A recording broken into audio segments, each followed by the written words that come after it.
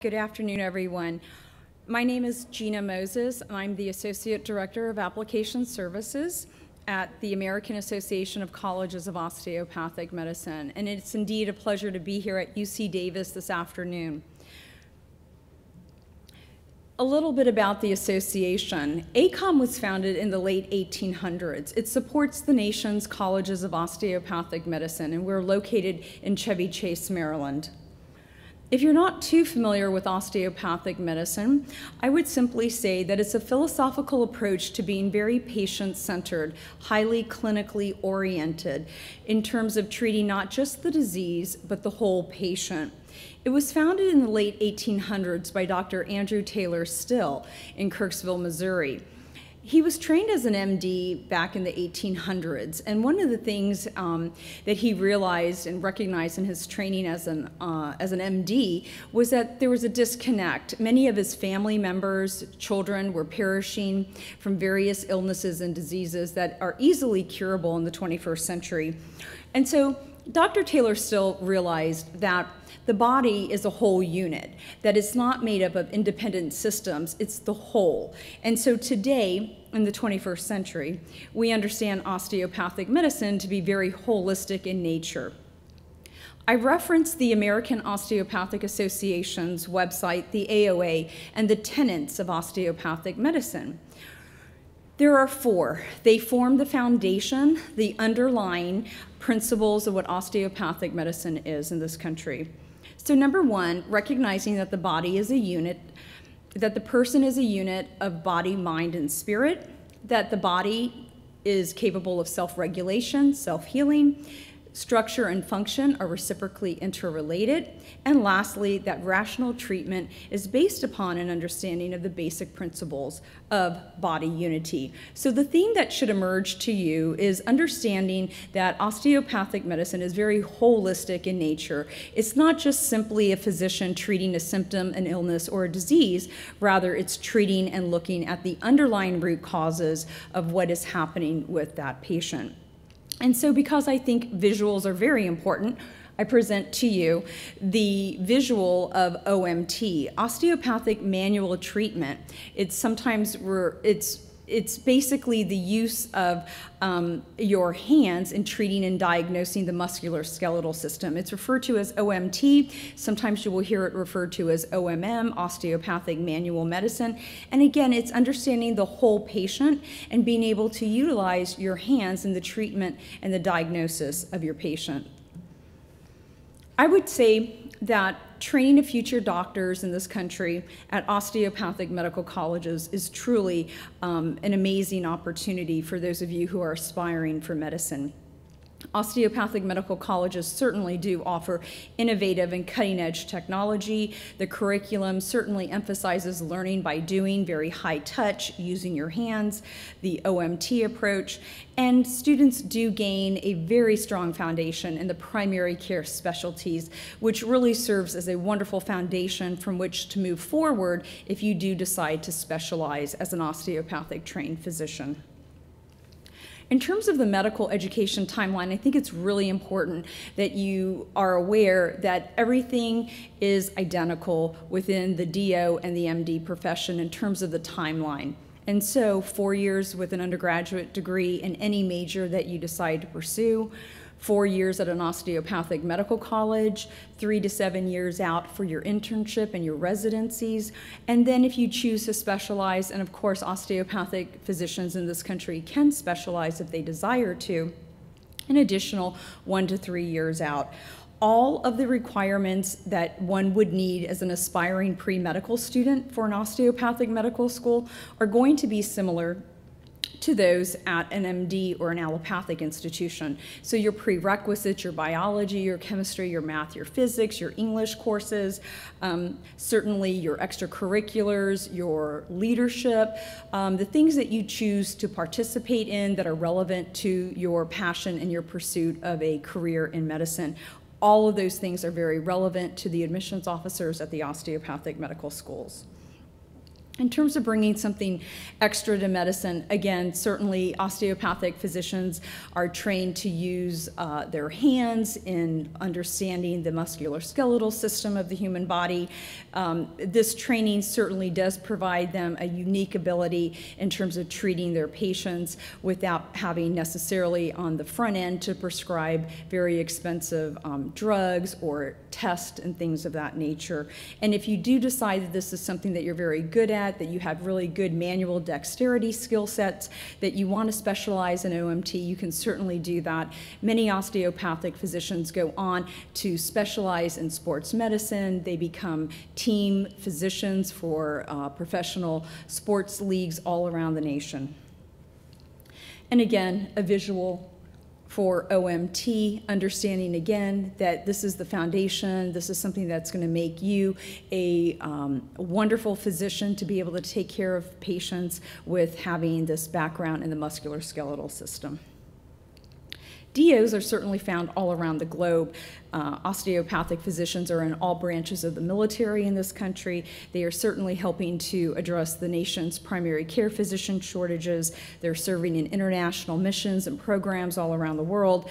And there is DO Care International, of which my colleague is currently the president of DO Care International, and he'll take faculty and medical school students around the country, or rather around the nation, to help in underserved areas. Currently, we have 30 colleges of osteopathic medicine in the nation and 4 branch campuses. The majority of osteopathic medical colleges in this nation are private. So in terms of admissions, your citizenship, your state citizenship does not come into play as part of that admissions decision.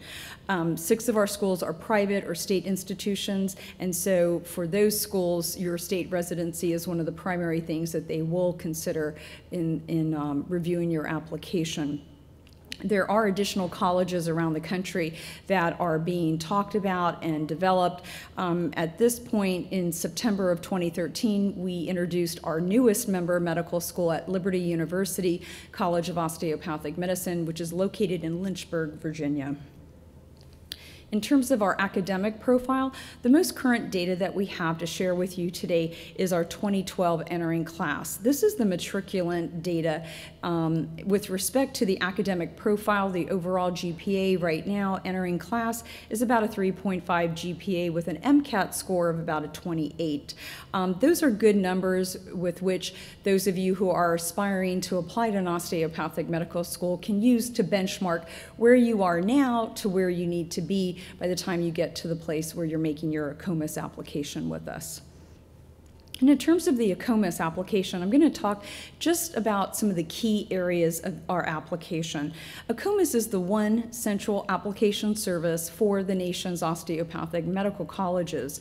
With the exception of our Texas school, which belongs to the Texas Medical Dental Application Service, we process and support all of the schools with respect to their applications. Our application for the 2014 AACOMAS cycle opened up on May 1st, 2013. Applicants could then start submitting their applications to us as of June 3rd, 2013. It takes approximately anywhere from 3 to 6 weeks for processing your application. So certainly it's important to submit your materials as early as possible in the process. Many of our colleges, if not all of them, are on a rolling admissions decision basis, so it's important, again, to get your materials in as early as possible so that the schools have a chance to review your materials and bring you in for an interview.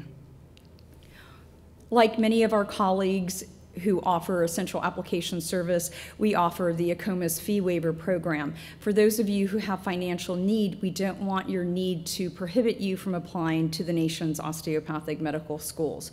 The AACOMAS fee waivers are limited. When we run out of the fee waiver, we then request to our member medical schools that they consider waiving your secondary or your supplemental fees. The AACOMAS waiver provides the first 3 designations free. You do need to use the fee waiver within 45 days of getting the announcement that you've received it. If you do not use it within those 45 days, they are forfeited. And then we need to move on to the other applicants that are waiting for the fee waiver. It gives you the first 3 designations free with our process. In terms of the college information book for 2014, every year we enhance the content in this publication. It's a really great resource for those of you who are considering your choices, your options for medical school. It gives you all of the key things that you need to be aware of when making your decision where to apply.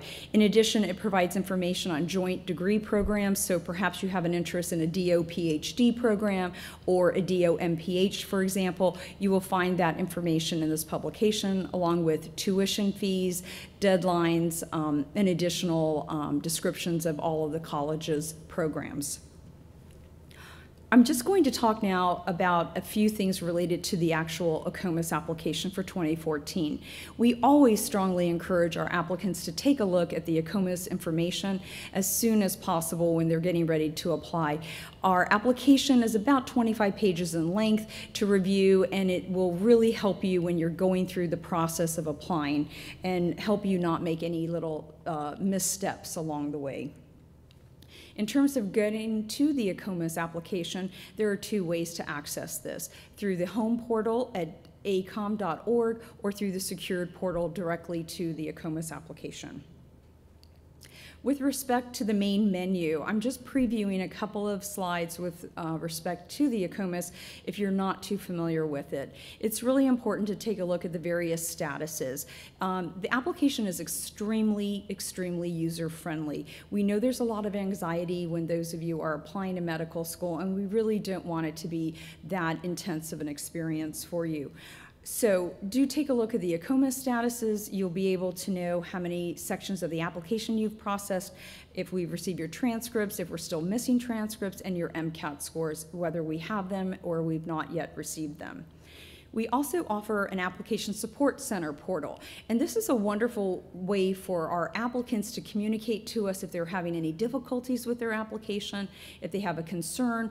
Equally, it's an opportunity for the AACOMAS staff to reach out to our applicants to let them know if they are missing any deadlines, if we are still missing certain documents, and a deadline is fast approaching.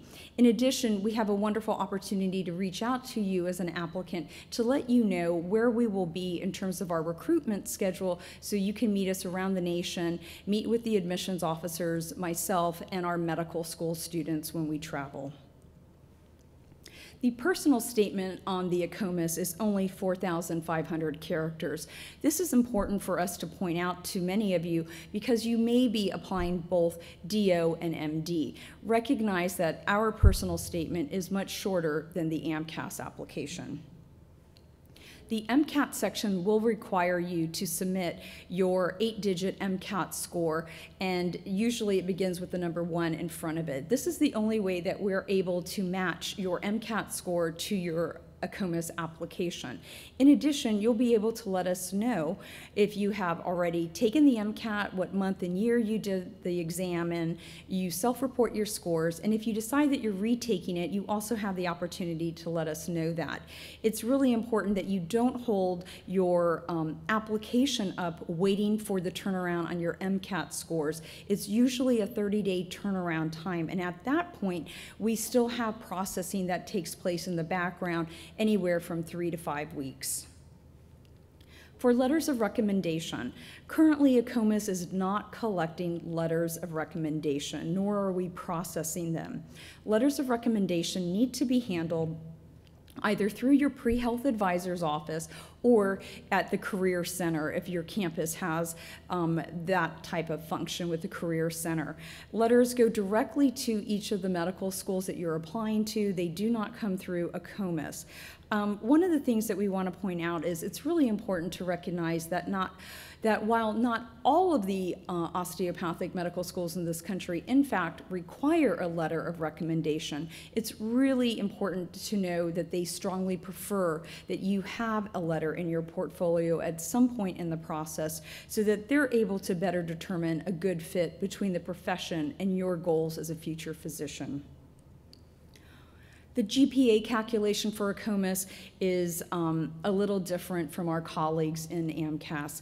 The science GPA includes all of the usual suspects. However, for us, math is considered a non-science, and repeated coursework in the AACOMAS are not averaged. We take and use the repeated grade. And lastly, we really encourage those of you applying to release your AACOMAS material information to your advisor through the AIC portal, which all pre-med advisors around the country have access to. This helps your pre-health advisor or your career center staff personnel better advise to their pool where their students are getting into schools around the country. I mentioned earlier deadlines for the osteopathic schools. They are rolling. There is not one set deadline. However, in the process that we've seen the last several years in a row and the record-breaking applications that we've had, recognize that the majority of DO schools have a February 1 deadline. With that said, they roll all the way out until the 1st of April. However, for best consideration, summer is always your best bet, and I would recommend by November 1st, but once you start passing that November 1st and you start getting into December, it can get a little dicey because most of the schools, again, have a February 1 deadline, and with the holiday season, offices are closed and processing time still needs to proceed. And so keep that in mind when you're considering when to get your materials into us. The next couple of slides I'm going to present are with respect to current data and applicant trends. Currently, over 20% of medical school students in this nation are attending an osteopathic medical school. We project 1 in 4 medical school students in this country will be attending a DO school by the year 2019, perhaps sooner. And so in terms of the AACOMAS applications and the data, it's really important to recognize that we had our 7th consecutive record-breaking application cycle in 2013, which just closed on April 1st. And we saw over 141,000 applications made on behalf of over 16,000 applicants. As of this Friday, we had over 120,000 applications made in the 2014 cycle. What this basically means is more and more applicants are recognizing that osteopathic medicine is a good fit for them. They are choosing osteopathic medical schools as their first choice, in many cases their only choice. And so the pool has certainly changed in the last almost decade now, and DO schools have truly come into their own. And so if this is something that you're passionate about, again, we would strongly encourage you to have your applications in as early as possible. In terms of some data, applicants versus matriculants, you can see in the dark navy blue shaded slide the number of applicants that we had versus the number of first-year medical school seats. And for the year 2012, we had over 14,000 applicants for just over 5,000 seats. And in terms of the portrait of what the undergraduate population, and rather the bigger matriculant population looks like, for our most current data for 2012, the majority of students had a life sciences major, a biological science major, which was a good fit because, as you know, pre-medical studies fit very nicely, the prereqs fit nicely for a biology major. But with the MCAT changing, I think the pie chart will start to reflect other majors in the non-sciences because, you know, medicine is an art as well as it is a science. And in terms of age, the majority of the pool, as well as the matriculant, were between the ages of 21 and 25. And so I think it's safe to say that the takeaway message for many of you is it's okay to take a gap year, it's okay to work, it's okay to do research, to study abroad, whatever it is that you want to do, it's okay, because osteopathic medical schools truly do value your life experience, the additional time that you've taken to figure out that this is the pathway for you. And again, with respect to the 2012 data with the Matriculant Map, California consistently and historically leads this nation in the number of pre-medical students that are applying to medical school and in the number of matriculants. And in 2012, just over 600 students in California went to an osteopathic medical school. And then if you look at the slide all the way to the East Coast, New York, New Jersey, Pennsylvania, Florida are very strong states for osteopathic matriculants, as well as Michigan and down in Texas. And across the country, you can see the data. In terms of the top 20 undergraduate feeder colleges, I think this is very interesting for most of you. Again, you will see the selective institutions that are represented here. Michigan State University, BYU, University of Michigan, Ann Arbor. Many of the UCs are included in this top 20 feeder to the nation's osteopathic medical schools, including the University of California at Davis. If you choose to become an osteopathic physician, you can certainly specialize if that's what you desire to do. Graduate medical education is not limited by virtue of the fact that you've chosen to become an osteopathic physician. You can certainly specialize. However, right now, the data shows that the majority of the osteopathic physicians are choosing to go into the primary care specialty areas of medicine. Sometimes we get the question, can I practice internationally if I have a desire to do so? Yes. Many of our students have opportunities to do international missions at our medical schools during the course of their 4 years. In addition, currently DOs have full or partial practice rights in over 65 countries around the globe. Last set of slides I'd like to share with you today are some resources. The AACOM website is a great resource for you to gather more information about the profession. Recruiting events, we really encourage those of you who have a osteopathic medical school in your region to visit during an open house day or set up a private visit, but it's a great way for you to connect with the campus, to see the facilities, meet faculty, engage with the current medical school students, and just to have a really great opportunity to understand better if this is the right fit for you. Some additional resources. A couple of years ago, we were approached by several current medical school students at Toro University in Vallejo, and they collaborated with AACOM on a brief guide to osteopathic medicine. It's specifically written for aspiring pre-medical school students, and it's available as a resource on our website at acom.org. In addition, we're very big supporters of SOMA and our pre-SOMA chapters that are growing around the campus at undergraduate campuses. So if you have a desire to be a part of leadership and start a pre-SOMA chapter on your campus, we would certainly encourage that.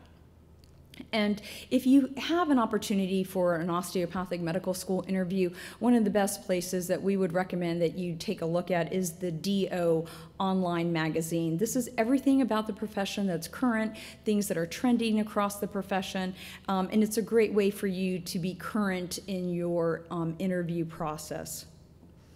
A couple of summers ago, we launched the AACOMAS Facebook page for aspiring applicants to our profession, and so we would encourage you to join us, to friend us. And lastly, in the news, you'll hear quite a bit about the primary care physician shortage in this country. And you will find this is a crisis in urban core areas of this country, as well as in rural and underserved areas around the nation. However, I'd like to leave you all on a positive note, because if you look at U.S. News and World Report, and you're interested, many of the osteopathic medical schools in this country rank in the top 10 or top 20 because of the excellence of care that they provide in terms of primary care specialties, the education, the technology, the curriculums that they provide to future physicians in this nation. And so with that, I'd like to close and say thank you very much. It's always a pleasure to come to the UC Davis Pre-Medical Conference, and I'd be happy to take any questions, comments, or thoughts. Thank you. Yes.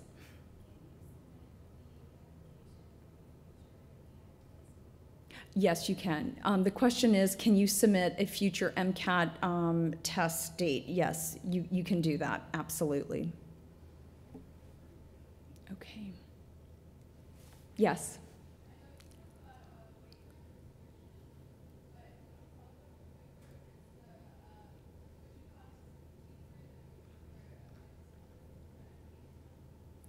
Are you referencing tuition at a medical school or the fee waiver?